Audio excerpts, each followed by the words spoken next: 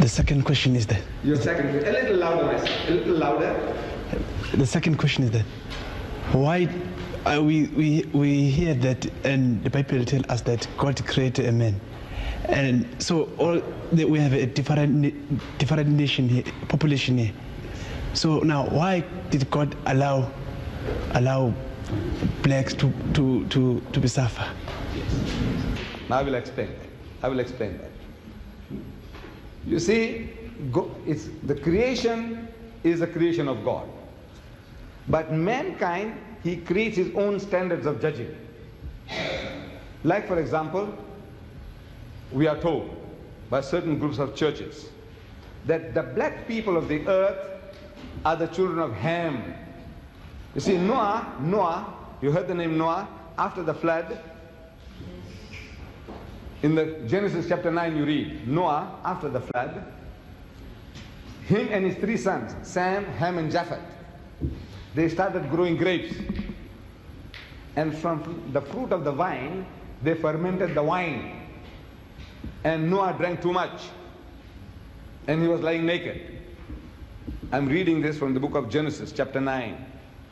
And out of his 3 sons, Sam, Ham and Japheth, Ham saw his father's nakedness. Sprawled out on the ground naked. And it was a big joke for him. So he laughed. Who laughed? Ham. You know how you spell Ham? H-A-M, Ham. Ham. H-A-M, Ham, you also spell for that piece of pig. See? You know the Englishman, he loves ham and eggs. Ham and eggs. How do you spell ham? That's right.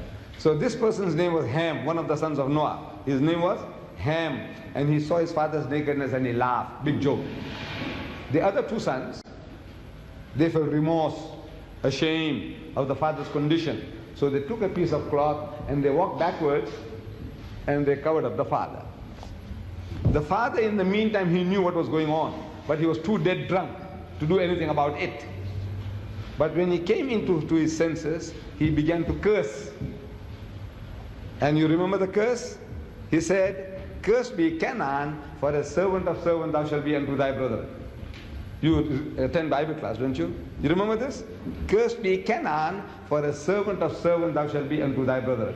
So they tell us in a system, they say that we black peoples of the earth are the children of Ham.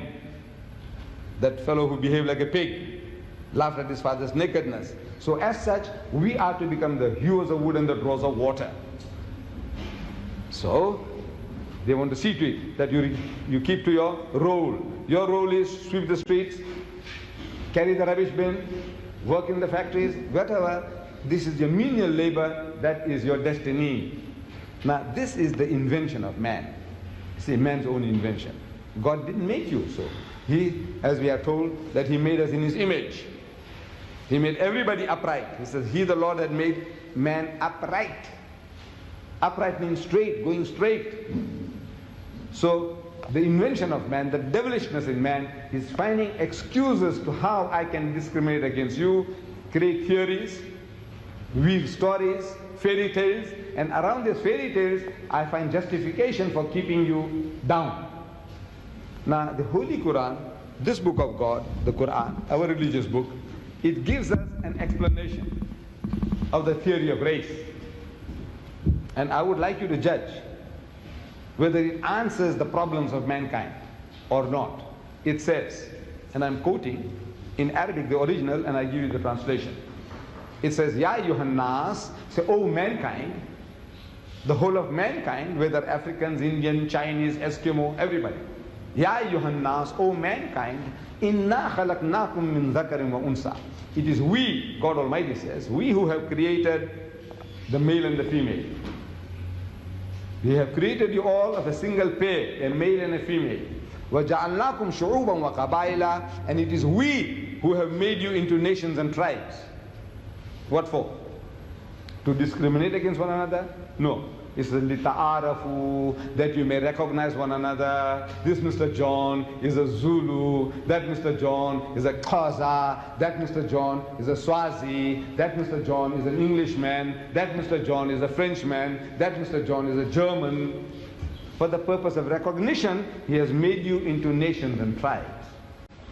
But since man has a sickness of wanting to discriminate on false premises, so God Almighty gives us a standard.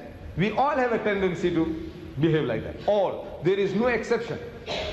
There is no nation on earth who is an exception to this rule, that everybody wants to create standards of judging other people as inferior to themselves.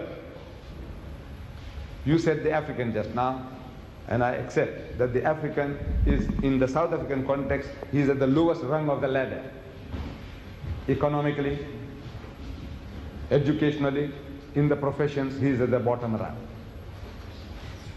That we have to agree. But now among the Africans, you have Zulus. I was questioning the students. I says, are you all Zulus? The majority way. Some said no, she is a Xhosa. Somebody said something Tswana. But now the majority of the people that are here in this institute are Zulus. Am I right? Right. Now ask the Zulu. Ask the Zulu, what is Zulu? Izulu. What does it mean? Izulu. The heavens. No?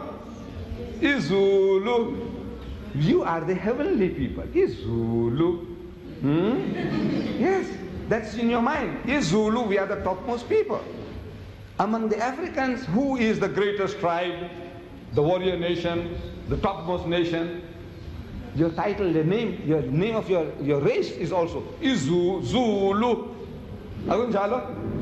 Izulu. And what about the others? What do the Zulu say? Isilwane. Am I right? What does it say about the others? The Xhosa, the Swazi, the Tswana. What are they? Isilwane. No, this is the nature of man. Everybody.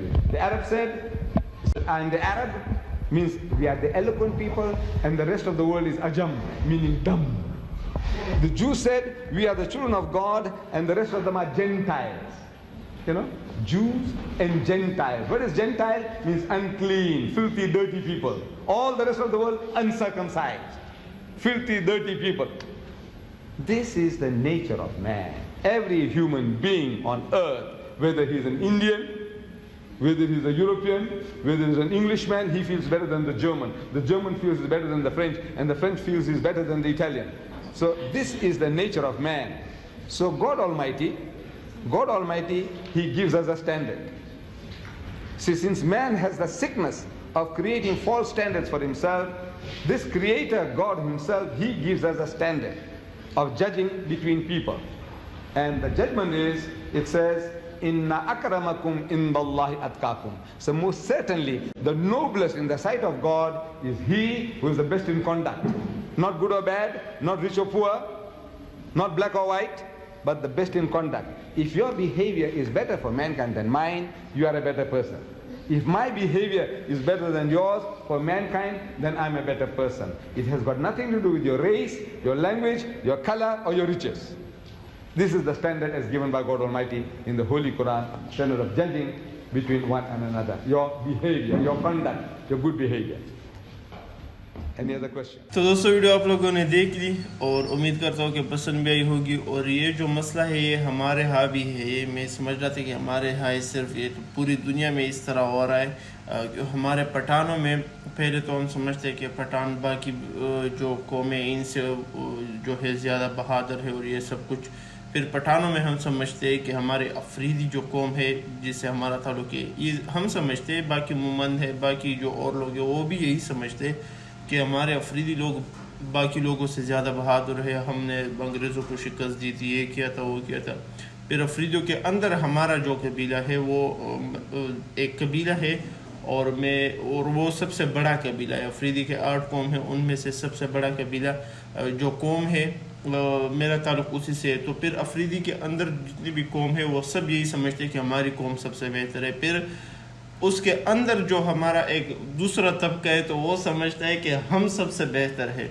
तो जिस तरह के शेख अहमद दीदात ने कहा है तो इनकी बात 100% दुरुस्त है कि कौन बेहतर है और कौन मतलब कि बेहतर नहीं है। तो इस बात का फैसला अल्लाह ने किया है कि वो तक़वे पर उसका दारोमदार है। बाकी हर इंसान फितरती طور پر وہ جاہلانہ سوچ رکھتا ہے کہ ہم بہتر ہے اور یہ بہتر ہے، لیکن مال اور دولت اور حسن اور ان چیزوں سے کوئی بہتر نہیں ہوتا، بلکہ تقوی سے ہوتا ہے۔ تو ایک بہترین جواب تھا۔ اور شیخ احمد دیدات کے بارے میں اگر آپ لوگ نہیں جانتے تو دوستو ان کی بایوگرافی آپ لوگ ضرور سنیں۔ بہت ہی بہترین انسان گزرے ہیں اور بہت ہی اللہ کے لیے انہوں نے ایک بہت بڑی قربانی دی تھی، اور اللہ نے ان کی قربانی کا اجر ان کو اس طریقے سے دیا کہ ڈاکٹر ذاکر نائک جیسے علماء ان کے شاگردوں میں سے آئے۔ اور پھر آپ خود سوچیں کہ ڈاکٹر ذاکر نائک نے جتنے بھی لوگوں کو اسلام کی دعوت دی ہوگی اور جتنے نے بھی کلمہ پڑھا ہوگا ان سب میں ان کا جو ہے برابر کا حصہ ہے۔ تو اس طرح کی قربانیاں ہوتی ہے جو کہ کروڑوں لوگوں میں کوئی ایک بندہ کرتا ہے اور پھر اللہ ان کے لیے اتنا اجر لکھتا ہے۔ تو اللہ کرے کہ ہمارا بھی اس میں سے تھوڑا حصہ ہمیں بھی ملے، تو انشاءاللہ یہ جنت کے لیے جانے کے لیے اگر ہم پر اللہ رحم کرے تو ہو سکتا ہے کہ اس محنت کی وجہ سے ہم پر بھی اللہ رحم کرے۔ باقی ویڈیو آپ کو کیسی لگی اپنی قیمتی رائے مجھے کمنٹ کے ذریعے ضرور بتائیں۔ والسلام۔